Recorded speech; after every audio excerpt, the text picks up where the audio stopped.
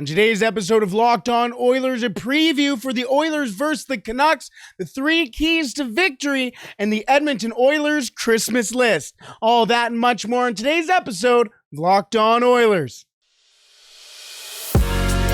You're Locked On Oilers, your daily podcast on the Edmonton Oilers. Part of the Locked On Podcast Network, your team every day. Hello and welcome back to Locked On Oilers podcast. I'm your host and former Oilers game day producer, Brett Holden. As mentioned on today's episode, we're going to have a little bit of a preview for the game between the Edmonton Oilers and the Vancouver Canucks as they face off tonight at 7 o'clock for the final game before Christmas. We will talk about that in just a second. But also on today's episode, the 3 keys to victory against the Vancouver Canucks as well. And to wrap up today's episode, just like a Christmas present, the Edmonton Oilers Christmas Wishlist for this year. We have all that and much more on today's episode of Locked On Oilers. Thank you so much for making Locked On Oilers your first listen every day. We are free and available wherever you find your podcast. Hey there, sorry for the interruption. This episode was actually filmed before Friday and before we have all of these updates. So we do have a couple of lineup updates. The first of which being Ryan McLeod will be making his return after a 13-game absence. So the Edmonton Oilers will have some new lines heading into the game against the Vancouver Canucks tonight. The lines look like this for the Edmonton Oilers as Zach Hyman will line up next to Connor McDavid and Jesse Puljujärvi. Warren Foegele will be alongside Leon Draisaitl and Kyler Yamamoto. Matthias Janmark, Ryan Nugent-Hopkins, and Klim Kostin stay on the third line. And here's the change as the Oilers now finally have their full spine of the team back as Dylan Holloway will line up next to Ryan McLeod and Derek Ryan on the fourth line. The defense stays the same for the Oilers as Darnell Nurse and Cody Ceci will be the top pairing. Brett Kulak and Tyson Barrie will line up in the second pairing, and Marcus Niemelainen will be alongside Evan Bouchard in the third pairing. Stuart Skinner will get the start in goal for the Oilers. Now for the Vancouver Canucks in this episode, I do talk about Elias Pettersson in a second, but it was shot before Elias Pettersson had a 5-point game against the Seattle Kraken last night. He was starting off on the third line according to Daily Faceoff. We shall see if that changes closer to puck drop against the Oilers. Either way, thank you so much for bearing with me in this little cutaway here. Enjoy the rest of the episode, and I hope you have a very happy holidays and Merry Christmas. Enjoy the rest of the episode. Now, the Vancouver Canucks, on the other hand, coming off of a very interesting week, really, as Elias Pettersson wasn't in the lineup earlier on in this week, as mentioned, was in the lineup last night, and in a weird spot. Here's what the lines were according to Daily Faceoff and some beat reporters as well heading into that game last night. Ilya Mikheyev on the first line with Bo Horvat and Connor Garland. Dakota Joshua on the second line alongside JT Miller and Brock Besser. Lane Peterson on the third line alongside Elias Pettersson and Andrei Kuzmenko, who's on the third line with Pettersson. Sheldon Dries alongside Niels Aman and Curtis Lazar make up the fourth line. Then the defensive pairings of Quinn Hughes and Luke Schenn. Oliver Ekman-Larsson on the second pairing alongside Tyler Myers, Riley Stillman, and Kyle Burrows make up the defense. We shall see who starts in net for the Vancouver Canucks. Potentially Spencer Martin as well. I don't remember who did start last night for them there off the top of my head. I'd have to look it up, and that would take too much time. But either way, we shall see who starts in net for them. I really want to point out, though, Dakota Joshua has had a very good season for the Vancouver Canucks, especially all things considered that's going on in Vancouver right now, but upgraded to the second line before the news that Elias Pettersson was going to be healthy for the game. He was on the third line, but he's a guy who can get physical, who can get into the heads of the opposition, go into the dirty areas of the ice and of the game, and really has brought a different element to the forward core for the Vancouver Canucks. So a guy to watch for the Canucks there, Dakota Joshua, and we shall see as well if this Elias Pettersson thing on the third line is a little bit more for show than anything, or maybe like the Oilers are doing right now, maybe these lines are just a whole facade, and we shall see a little later. Is what is Bruce cooking? Now, I do want to mention, it sounds like Elias Pettersson is a little bit of a untouchable or an untouchable for the Vancouver Canucks, as it sounds like everybody is basically available. I would change something though, especially considering Elias Pettersson is potentially starting on the third line heading into this game. How can he be an untouchable if you don't even see him as a top 6 player? My one untouchable for this team might be Quinn Hughes. I mean, this guy is fantastic. And you're going to sit here and say, oh yeah, we're going to keep the third line center. I don't think Elias Pettersson is a third line center by any means. But the fact that he is playing there for a team who is struggling, very much struggling, is very odd. So we shall see what Vancouver configures against the Edmonton Oilers tonight at Rogers Place. As mentioned, a 7 o'clock puck drop at Rogers. But what are the 3 keys to victory for the Edmonton Oilers heading into this game against the lowly Vancouver Canucks? Well, we shall talk about that in just a second. But first, today's episode is brought to you by the NHTSA. Did you know that driving high is considered driving under the influence? That's right. Driving under the influence of marijuana is against the law in every state, even in the states where marijuana is legal. That means driving high could get you a DUI. And if you think law enforcement officers can't tell when you're driving high, you're wrong. Your friends can tell. Your coworkers can tell. Even your parents can tell. Everyone can tell. So what makes you think that law enforcement officers don't know when you're driving high? Driving under the influence of marijuana can slow your response time, change how you perceive time and speed. So even if you think you're fine to drive when you're high, you're not. Because the bottom line is, if you feel different, you drive different. And driving high is under the influence. So remember, drive high, get a DUI. Paid for by the NHTSA. Thank you so much for making Locked On Oilers your first listen today. Now for your second listen, make sure you tune in to Locked On Sports Today. The biggest stories around the sports world in 20 minutes or less, plus instant reactions, game recaps, and Locked On's take of the day. Locked On Sports Today, available on YouTube and wherever you find your podcasts.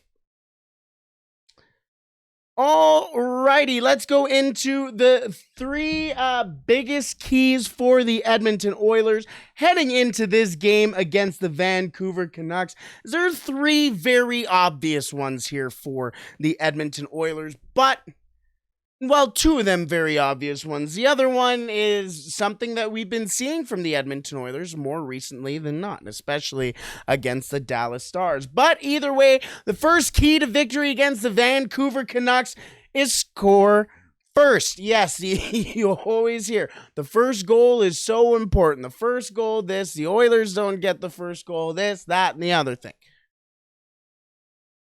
But when you're playing the Vancouver Canucks, that means just a little bit more. As the Edmonton Oilers so far this year, when scoring first, they are 10-4-1 when scoring first so far this year. And when trailing first, the Edmonton Oilers are 8-10-1. So a little bit of a difference there, but under 500 obviously did get a point while trailing trailing first when allowing the first goal. But then you take a look at the Vancouver Canucks. When the Vancouver Canucks get scored on first, when the Vancouver Canucks score first, they are 8-4-2. And then when they get scored on first, they are 5-11-1. 5-11-1. That is a major discrepancy. And if the Oilers can score first, the Vancouver Canucks obviously, literally and figuratively, will be playing from behind. The biggest thing for the Edmonton Oilers is making sure they can get into a rhythm. That is the biggest thing for the Oilers. If they can start getting into a rhythm and playing their game, it spells trouble for the opposition. So if the Edmonton Oilers can score first against Vancouver, get them playing from behind from the start, get the Edmonton Oilers into a little bit of a rhythm, it could spell trouble for the Canucks. Now the second key for the Vancouver Canucks, or for the Edmonton Oilers, over the Vancouver Canucks, is hammer the pedal. We say this all the time. You got to score first, and then keep your foot to the pedal.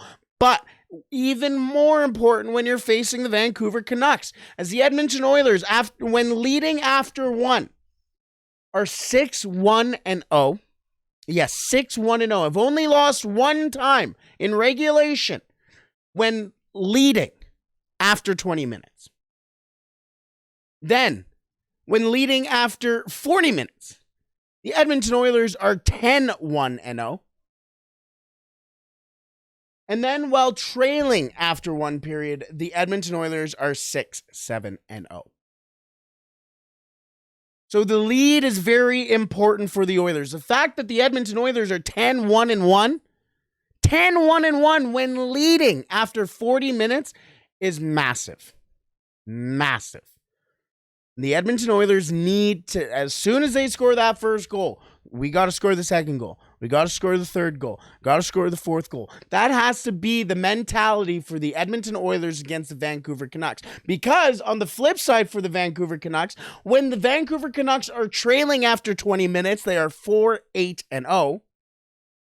And then when trailing after 40 minutes, you may as well just drown the duck. It is 3-11-0 for Vancouver when they are trailing after 40 minutes. They have nearly 0% chance to win a game when they are down heading into the third period. And the Edmonton Oilers, especially recently, have been able to string together a couple of very, as the Edmonton Oilers love to say, their little buzzwords, mature third period. So if the Edmonton Oilers can go into the third period with a lead, 10-1-1,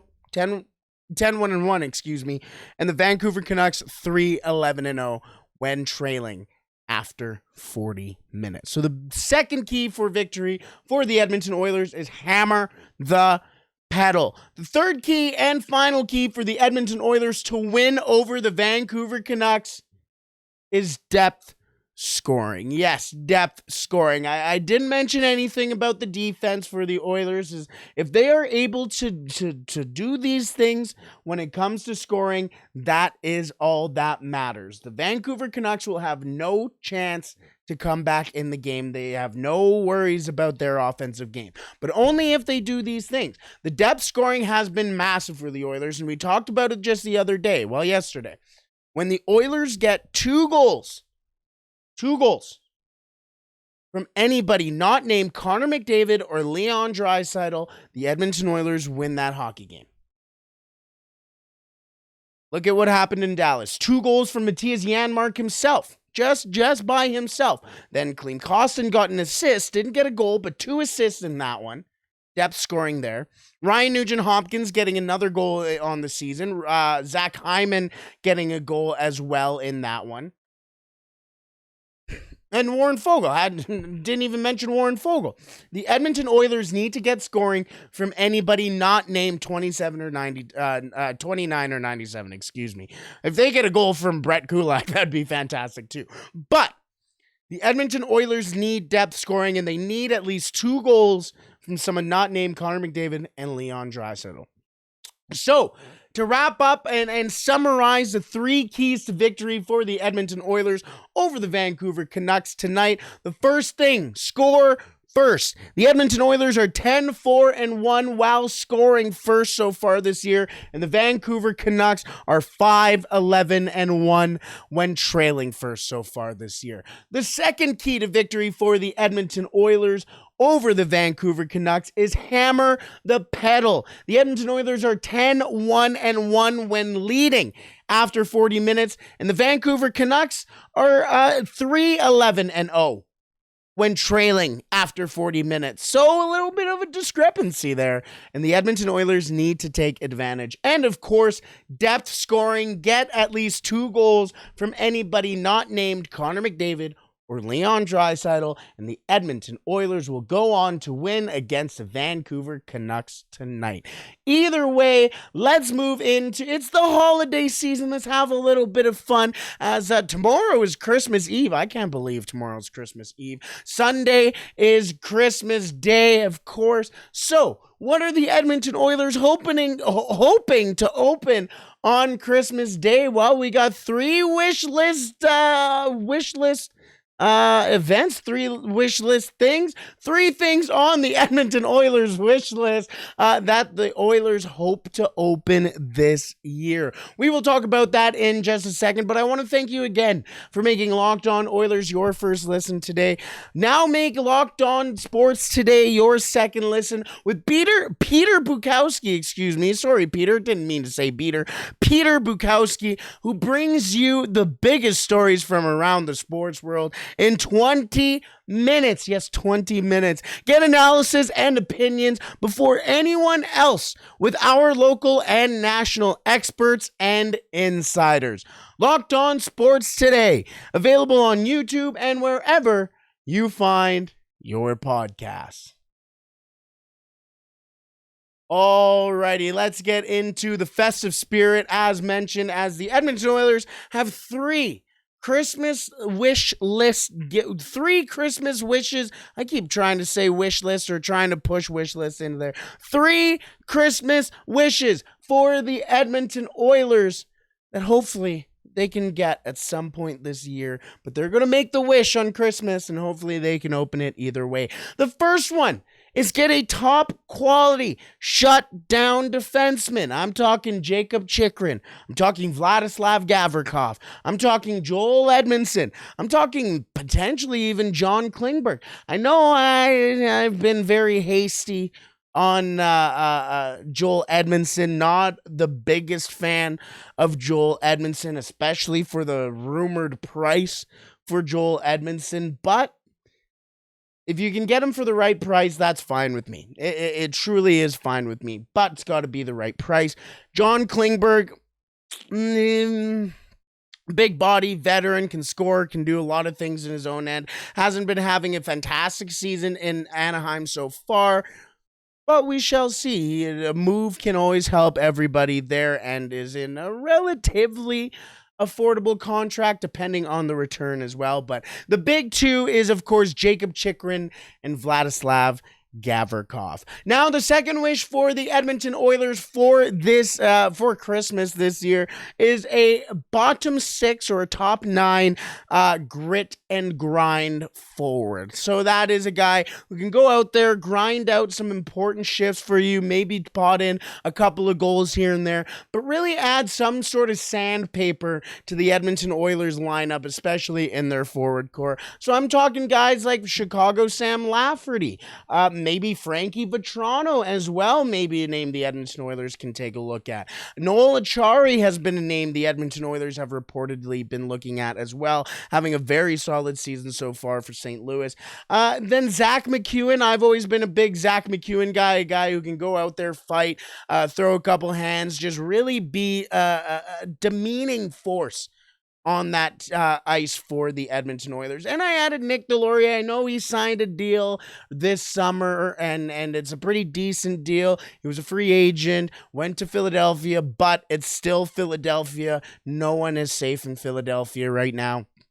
even Kevin Hayes. So, yes, I am going to add Nick Delorier to that as well. Just the Edmonton Oilers need to find some grit and grime and make it difficult, even more difficult to play against them. Yes, Klim Kostin is doing that right now, but he doesn't drop the gloves really unless he absolutely has to. We want a guy who's going to drop the gloves whenever he wants to.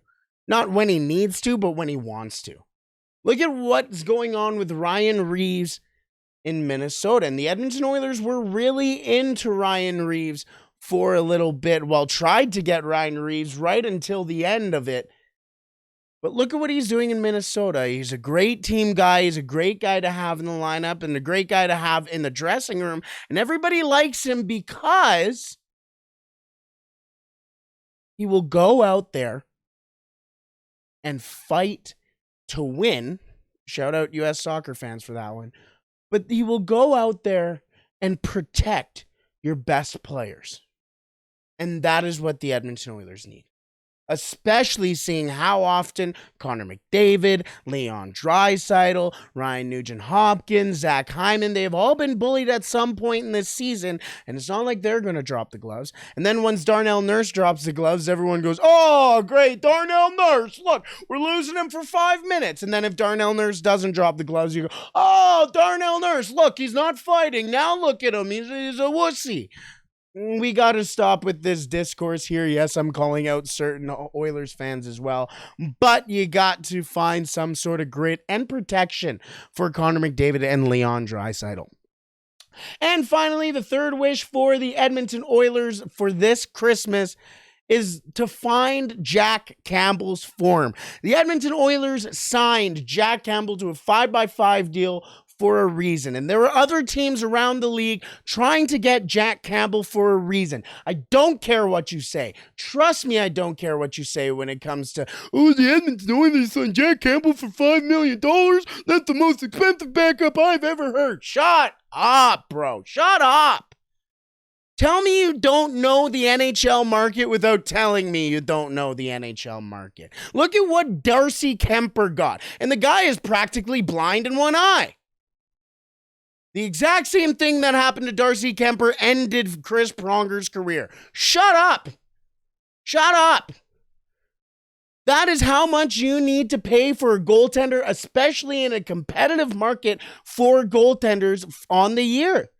How many goaltenders made a move? The reigning Stanley Cup champions moved on from their goaltender and got another goaltender. And he is going in there. And a guy who had a sub 900 save percentage last year is now having one of the best seasons in the NHL. You just don't know.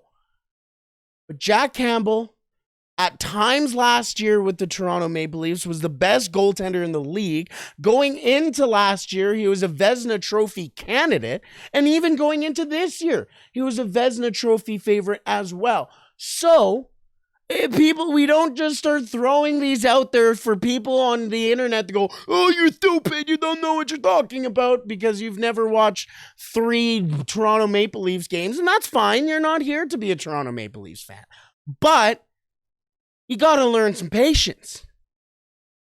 And there's a reason, as mentioned, that Jack Campbell got this contract. And it's because Jack Campbell is good. There's a lot of pressure on Jack Campbell. He has that big contract. He has idiots like those people on the internet going, he can't play hockey. I've never been on skates before, but he can't play hockey. Stop it. Get some help. Jack Campbell is a very good goaltender. He needs to find his form. He's finding confidence. He had a very good game against the Nashville Predators. He did. You can blame him on a couple of the goals, but especially the game-winning goal, you can't blame him on that one. And he kept the Edmonton Oilers in that game against the Nashville Predators right till the end. Made the biggest saves of the game. Was very calm in the net. Yes, he allowed goals. He turned around, took a sip of his water, threw the drips into the air, followed one of the drips, got ready, turned around, and was ready for the next puck drop. Tapped his defenseman on the way going, hey, my bad. Or hey, good job. He is a good goaltender who brings a very different energy for the Edmonton Oilers, and you need to have some patience with Jack Campbell. 5 years. 5 years. Tell me what you're doing in 5 years. I'll wait. Oh, you don't know? Exactly. Give them some time. So the 3 wishes, Christmas wishes for the Edmonton Oilers this year. Number 1, find a top quality shutdown defenseman. I'm hoping it's Jacob Chychrun. Even Vladislav Gavrikov will do for me as well. But either way, find somebody who can shut down the best players on the opposition. The second wish on the list, that was what I was looking for, everybody. The second wish on the list for the Edmonton Oilers Christmas is a bottom 6 grit and grind. Whether that's Sam Lafferty, heck, I'll toss in Max Domi as well, who it won't be a bottom 6 guy for the Oilers or many teams at all in the NHL, but a top 9 guy, a guy who can play on the third line, give you third line minutes, whatever. Frankie Vetrano, Noel Acciari, Zach McEwen, Nick Delorier, either way, somebody who can come out there and be an enforcer on the ice for the Edmonton Oilers and just make it difficult to play against the Edmonton Oilers. And the final thing on the Edmonton Oilers wish list for Christmas, I don't know, I already messed it up. But the third thing is Jack Campbell's form. Gotta find it. Either way, the Edmonton Oilers and the Vancouver Canucks tonight, 7 o'clock puck drop at Rogers Place, the final game before Christmas. I hope everybody who's listened to this show, I really appreciate every single one of you. I know I just gave you a little bit of a tongue lashing, but I do it in love. I do it in love. Either way, thank you so much so far this year for all of your continued support. My gift to you, thank you. It's a massive thank you. It is a massive thank you because I wouldn't be here today without you. So thank you so very much for being here each and every day. And you guys are my gift. So I truly appreciate that from the bottom of my heart. I hope you have a wonderful holidays, a wonderful Christmas. Whatever you celebrate hard because you deserve it. All the best, everybody. I shall see you until after Christmas. I won't see you until Tuesday because I'm taking Boxing Day off. I'm watching Premier League soccer. I'm watching the World Juniors. I don't care. I'm taking the day off. So I shall see you on Tuesday. Until then, have a happy holidays, Merry Christmas, and play La Bamba, baby.